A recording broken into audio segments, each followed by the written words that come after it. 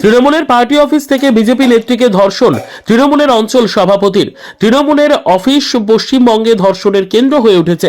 BJP বিধায়ক অগ্নিমিত্রা পাল বললেন যে মেদিনীপুর নারায়ণগঞ্জ বিধানসভার মকরামপুর অঞ্চলের বিজেপি কার্যকর্তা 2024-এ বোন বিজেপি সক্রিয় কর্মী হয়ে ভোট প্রচারে আমার সঙ্গে ছিল। তৃণমূলের পার্টি অফিস বোধহয় আজকের পশ্চিমবঙ্গে ধর্ষণের কেন্দ্র হয়ে উঠেছে।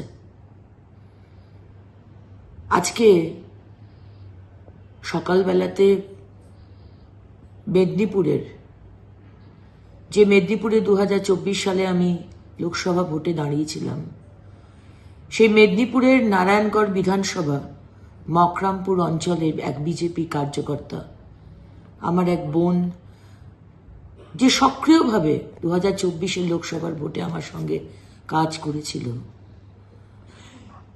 আজকে সেই তৃণমূলের পার্টি অফিসে তাকে ডেকে নিয়ে এসে তাকে ধর্ষণ করা হয়।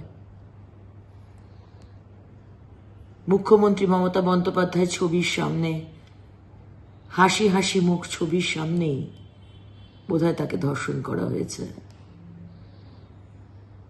আজকে 2024-এর লোকসভা ভোটের পর তার উপর এবং তার পরিবারের ওপর অনেক চাপ সৃষ্টি করা হয়, অনেক অত্যাচার করা হয় এবং বলা হয় যে মুচলেকা দিতে হবে যে সে আর বিজেপি করবে না। এবং আমাদের সেই স্থানীয় নেতৃত্বের সাথে কথা বলে আজকে আমাদের বোন গেছিল সেই তৃণমূলের পার্টি অফিসে মুচলেখা দিতে, এবং সেইখানে তৃণমূলের অঞ্চল সভাপতি, নোটোরিয়াস ক্রিমিনাল লক্ষ্মী শীট এবং তার সেখানকার তৃণমূলের পার্টি অফিসে উপস্থিত কিছু মানুষ তার হাত ধরে পা ধরে লক্ষ্মী শীট অঞ্চল সভাপতি তাকে ধর্ষণ করে। এখন মুখ্যমন্ত্রী, আপনি কেন্দ্রের নামে দোষ দেবেন,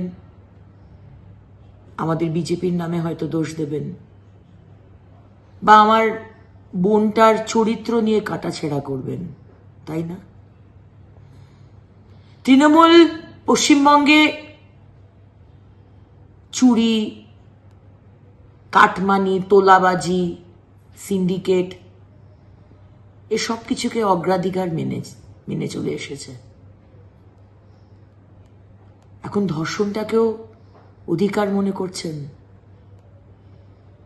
মানে বলতে চাইছেন মমতা ব্যানার্জি, আপনি এবং আপনার দলের কর্মীরা, যে যদি টিএমসি না করো বা যদি অন্য দল করো, স্পেশালি বিজেপি, কারণ বাকি দলরা তো সেটিংয়ে চলে আপনাদের সঙ্গে, তাহলে তোমাদেরকে ধর্ষিতা হতে হবে, ভয় দেখাতে চাইছেন।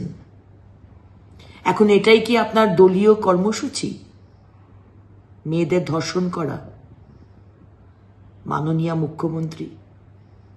তাই আগামীকাল 10 তারিখ, 10ই মার্চ দুপুর 2টোর সময় মেদিনীপুরের ডিএম অফিসের সামনে, কালেক্টর অফিসের সামনে যে 3 মাথার মোড়, সেখানে আমরা ভারতীয় জনতা পার্টির কার্যকর্তা এবং সাধারণ মানুষ আমরা আন্দোলনে বসবো।